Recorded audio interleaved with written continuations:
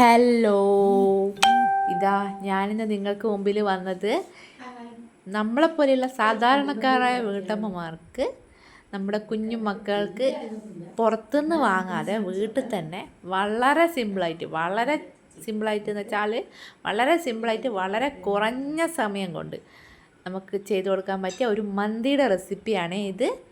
ഞാൻ ചെറുതല്ല, ഒരു കോയിൻ്റെ ഫുള്ളെടുക്കാതെ അത്യാവശ്യം വേണ്ട ഒരു 3 കഷ്ണമാണ് എടുത്തത്. ആ 3 കഷ്ണവും ഫോർക്ക് വെച്ച് വളരെ എത്രത്തോളം കുത്തി അതിൽ തുള വെക്കാൻ പറ്റും അത്രയും കുത്തി തുള വെച്ചിട്ടുണ്ട്. കാരണം അത്രയും മസാല അതിൻ്റെ ഉള്ളിലേക്ക് ആഡായി കയറുന്നതായിരിക്കും.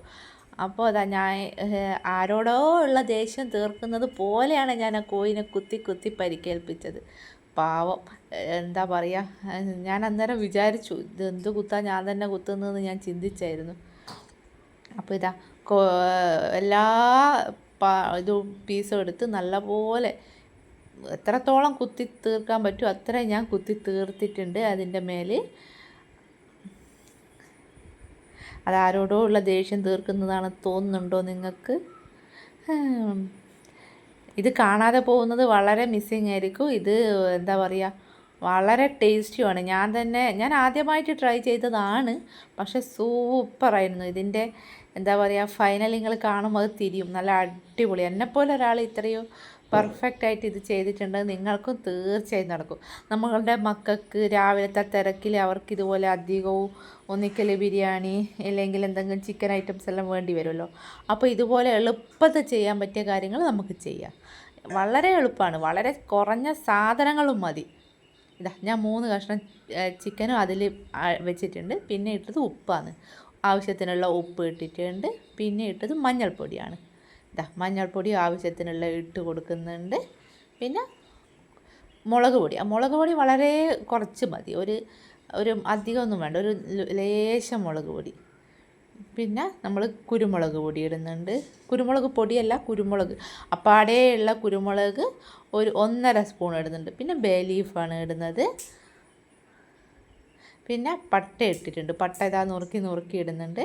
പിന്നെ ഗ്രാമ്പു ഇട്ടിട്ടുണ്ട്. വലിയ ജീരകം, അത് ഇതാണ് നമ്മളെ സ്റ്റാറാണ്. പിന്നെ ഉള്ളത് വലിയ ജീരകം ഇട്ടിട്ടുണ്ട്. വലിയ ജീരകം ഇടുന്നുണ്ട്. ഇതൊക്കെയാണ് ഇതിൽ വേണ്ട സാധനങ്ങൾ. കൂടാതെ വലിയ ജീരകം ഇട്ടിട്ടുണ്ട്. ഇനി നമുക്ക് അതിലേക്ക് മാഗി ക്യൂബാണ് വേണ്ടത്. 2 മാഗി ക്യൂബ്. അത് ഒരു ചെറിയ ബോക്സിലുണ്ടായ 2 ചെറിയ പീസാണ്. ഇതാ 2 ബോക്സല്ല, അതിലൊരു ബോക്സേ വേണ്ടു. ഒരു ബോക്സിൻ്റെ അകത്ത് 2 ചെറിയ ക്യൂബ് ഉണ്ടാവും. ആ 2 ചെറിയ ക്യൂബേ ഇതിന് ആവശ്യമുള്ളൂ. ഈ 3 കഷ്ണം ചെറിയ പീസ് ഇതാണല്ലോ, ചിക്കനാണല്ലോ. അതിലേക്ക് 2 മാഗി ക്യൂബ് ഇട്ടിട്ട് നല്ലപോലെ വെച്ചാൽ നല്ലപോലെ അത് കുഴച്ച് അത് ചിക്കനിൽ നല്ലപോലെ പിടിപ്പിക്കുക. നല്ലപോലെ അതിലാക്കിയിട്ട് നല്ലപോലെ ചിക്കനിൽ പിടിപ്പിക്കുക. ഞെക്കി അത് ചിക്കനിലേക്ക് പിടിപ്പിക്കുക. ഇത് എത്ര നേരം നമ്മൾ ഒരു 1/4 മണിക്കൂർ അല്ലെങ്കിൽ 1 മണിക്കൂർ റെസ്റ്റ് ചെയ്ത് കഴിഞ്ഞാൽ കൂടുതൽ അതിൻ്റെ ഉള്ളിലേക്ക് നല്ലപോലെ മസാല പിടിക്കും. അതെല്ലാം നമുക്ക് എളുപ്പത്തിൽ ചെയ്യാനാണെങ്കിൽ ഒരു 1/4 മണിക്കൂർ അല്ലെങ്കിൽ ഒരു 10 മിനിറ്റ് അത് നമ്മൾ റെസ്റ്റ് ചെയ്യാൻ വെച്ചാൽ മതി. അത് ഫ്രിഡ്ജിൽ വെക്കുകയാണെങ്കിൽ പെട്ടെന്നത് മസാല പിടിച്ച് കിട്ടും. നമുക്ക് തിരക്കുള്ള ആളെല്ലാം നമ്മൾ പെട്ടെന്ന് ഈ മസാലയൊക്കെ പെരക്കി ഒരു പാത്രത്തിൽ വെച്ച് ഒരു 10 മിനിറ്റ് ഫ്രീസറിലിട്ടാലും വളരെ നല്ലത്. പെട്ടെന്ന് മസാല പിടിച്ച് കിട്ടും. അതിൽ ഓയിലും കൂടി ഒഴിക്കേണ്ടതുണ്ട്. ഓയിൽ നമുക്ക് ലാസ്റ്റ് ഒഴിക്കാം. ഇപ്പോൾ ഇത്രയും മസാലകൾ ചേർത്ത് വെച്ചിട്ടുണ്ട്. ഒരിക്കൽ കൂടി ഞാൻ മസാലകൾ പറഞ്ഞുതരാം. ഉപ്പ്, മഞ്ഞൾ, ലേശം മുളക് പൊടി, കുറച്ച് ഗരം മസാല പൗഡർ, പിന്നെ ഗ്രാമ്പു, പട്ട, ബേ ലീഫ്, കുരുമുളകിൻ്റെ അപ്പാടെയുള്ള കുരുമുളക് വേണേ, അതും കൂടി ഇട്ട് നല്ലപോലെ മാഗി ക്യൂബും ചേർത്ത് ഞമണ്ടി പിടിച്ച് വെച്ചിട്ടുണ്ട്. ഇനി ഇതാണ് അരി, മന്തി അരി. ഇത് മന്തി അരിയാണ്, സെല റൈസ് എന്ന് പറയും. ഇത് 2 തരത്തിലുണ്ട്. ഒരു മഞ്ഞ കളറും വരുന്നുണ്ട്, വെള്ള കളറും വരുന്നുണ്ട്. ഞാൻ വെള്ള കളറാണ് വാങ്ങിച്ചത്. അത് വാങ്ങിച്ചിട്ട് സാധാരണ നമ്മൾ ചോറ് എങ്ങനെയാണോ വെക്കുന്നത് അതേപോലെ വെള്ളം പതപ്പിക്കുക. വെള്ളം പതപ്പിച്ചതിന് ശേഷം അതിലേക്ക് അത്യാവശ്യം വേണ്ട ഗ്രാമ്പൂ, പട്ട, ഏലക്ക ഇതെല്ലാം ഇടുക. അതിൻ്റെ കൂടെ ആവശ്യത്തിനുള്ള ഉപ്പും ചേർത്ത് വെള്ളം പതപ്പിച്ചതിന് ശേഷം വെള്ളം ചൂടായി കഴിഞ്ഞ് കഴിഞ്ഞാൽ പതക്കൊന്നും വേണ്ട, ചൂടായി കഴിഞ്ഞാൽ അരി ഇടുക. ഈ കഴുകി വെച്ച അരി ഇട്ടതിന് ശേഷം സാധാരണ ചോറ് വെക്കുന്ന പോലെ തന്നെ നല്ല വെള്ളത്തിൽ അരി വേകണം.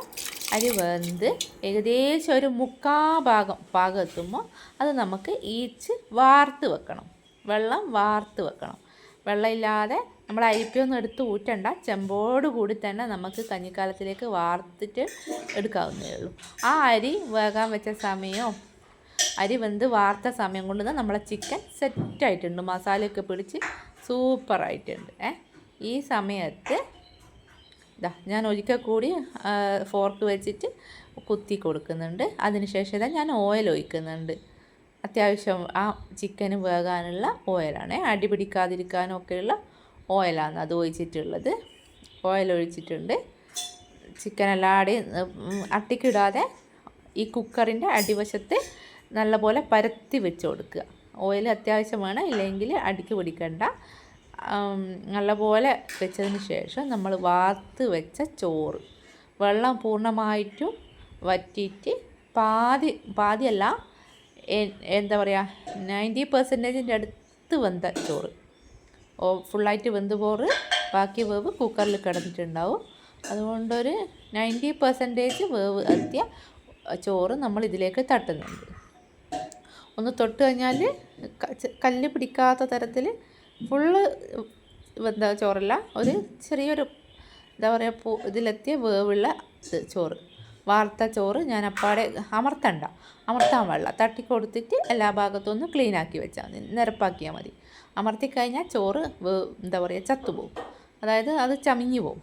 അതുകൊണ്ട് അമർത്തണ്ട, വെറുതെ അതിൻ്റെ മേലെ പീസിൻ്റെ മേലെ ചോറ് മെല്ലനെ വെച്ച് കൊടുത്താൽ മതി. എല്ലാ ചെമ്പിലുള്ള ചോറെല്ലാം അടിച്ച് അതിൽ തന്നെ ചേർത്ത് വെക്കുന്നുണ്ട്. എൻ്റെ വീഡിയോ ആർക്കെങ്കിലും ഇഷ്ടമായിട്ടുണ്ട് അതിനിടയിൽ ഒന്ന് സബ്സ്ക്രൈബ് ചെയ്യാൻ മറക്കരുത്. എൻ്റെ ഈ വീഡിയോ ഇഷ്ടപ്പെടുകയാണെങ്കിൽ ലൈക്കും കമൻറ്റും ഷെയറും ചെയ്യാൻ മറക്കരുത്. ഇനി അടുത്തതായി ഞാൻ ചെയ്യുന്നത് ഒരു 4 പച്ചമുളകുണ്ട്. അപ്പോൾ അവിടെയുള്ള പച്ചമുളകാണ്, ഞാനത് 4 ഭാഗത്തേക്ക് കുത്തി കൊടുക്കുന്നുണ്ട്. അത് പച്ചമുളകിൻ്റെ ഒരു വേവുള്ള ഒരു സ്മെല്ലുണ്ടല്ലോ, അത് സൂപ്പറാണ് കേട്ടോ. ഇനി ഞാൻ നടുക്ക് വെച്ചത് ഒരു പേപ്പറാണ്, ഒരു എന്താ പറയുക ഫോയിൽ പേപ്പർ. അത് എന്തിനാന്ന് വെച്ച് കഴിഞ്ഞാൽ നമുക്ക് സ്മോക്ക് ചെയ്യാൻ വേണ്ടിയാണ്, പുകക്കാൻ വേണ്ടിയാണത്. ഇനി കളറ് വേണമല്ലോ, നമ്മൾ ഈ പറയുന്ന ചോറിൽ അത്യാവശ്യം ചെറിയ ഷെയ്ഡിൽ കളർ ചെയ്യുന്നുണ്ടല്ലോ, അതിനു വേണ്ടി ലേശം മഞ്ഞൾപ്പൊടി ഓയിലിൽ ചേർത്തിട്ട് മിക്സ് ചെയ്തിട്ട്, അത് മണക്കുകയില്ല, ഓയിലായത് കൊണ്ട് മഞ്ഞളിൻ്റെ ഒരു മണമൊന്നും അറിയത്തില്ല.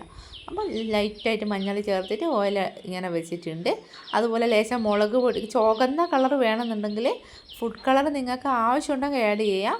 അതല്ല, ഞാനത് ചേർത്തിട്ട് ഞാൻ പകരം ചുവന്ന മുളകിൻ്റെ പൊടി വളരെ കുറച്ച് ചേർത്തിട്ട് അത് വെറുതെ നൈസായിട്ട് പുറത്തൂട്ടി ഒന്ന് കാണിച്ചെന്ന് മാത്രമേ ഉള്ളൂ. നല്ല ചെറിയൊരു ഷെയ്ഡ്, അതായത് മഞ്ഞേൻ്റെയും ചുവപ്പിൻ്റെയും ചെറിയ 2 ഷെയ്ഡ് കാണിച്ചെന്ന് മാത്രം. അതിൻ്റെ സ്മെല്ലോ കാര്യങ്ങളോ ഒന്നും തന്നെ അതിൽ വരുന്നില്ല. അപ്പോൾ സൂപ്പറാക്കിയിട്ടുണ്ട്. ഇനി സ്മോക്ക് ചെയ്യാൻ വേണ്ടിയിട്ട് ഉള്ള ഭാഗമാണ് ഈ കാണിച്ചിരിക്കണ്ട. ഞാൻ ലൈറ്റായിട്ട് ചേർത്ത് സ്മോക്ക് ചെയ്യാൻ വേണ്ടിയിട്ട് നമ്മൾ ഉപയോഗിച്ചുകൊണ്ടിരുന്ന അടുപ്പിലുള്ള കരിക്കട്ട എടുത്ത് നല്ലപോലെ ഗ്യാസിൽ വെച്ച് ചൂടാക്കി കത്തിച്ചിട്ട് ഇതിൽ വെച്ചിട്ടുണ്ട്. ഇനി ലേശം ഓയിൽ ഒഴിക്കുമ്പോൾ കണ്ട അതിൻ്റെ അകത്ത് ചെറിയ പുക വരും, അത് പുറത്തേക്ക് കളയണ്ട, പെട്ടെന്ന് തന്നെ അടപ്പിട്ടോളും. അടപ്പിട്ടിട്ട് ഗ്യാസിൽ ചെറിയ തീയിൽ വേണം ആദ്യം വെക്കാൻ, ചെറുതായ തീയിൽ. ആദ്യം ഫുള്ളിൽ വെച്ച് കഴിഞ്ഞാൽ ഈ ചിക്കനിലേക്ക് പെട്ടെന്ന് ചൂട് കയറിയിട്ട് പണി കിട്ടത്തില്ലേ. ആദ്യം ഒന്ന് കുക്കർ ചൂടാകുന്നവരെ ഒന്ന് ഫുള്ളിലിട്ടതിന് ശേഷം കുക്കർ ചൂടായെന്ന് കാണുമ്പോൾ ഉള്ളിലേക്കുള്ള തീ തട്ടുന്നതിനെ കെട്ടുമ്പോട്ട് സിമ്മിലേക്ക് ആക്കണം. സിമ്മിലേക്ക് വെച്ചാൽ മീഡിയത്തിൻ്റെയോ ലോൻ്റെയോ നടുക്ക് വരുന്ന ഭാഗത്ത് വെക്കുക.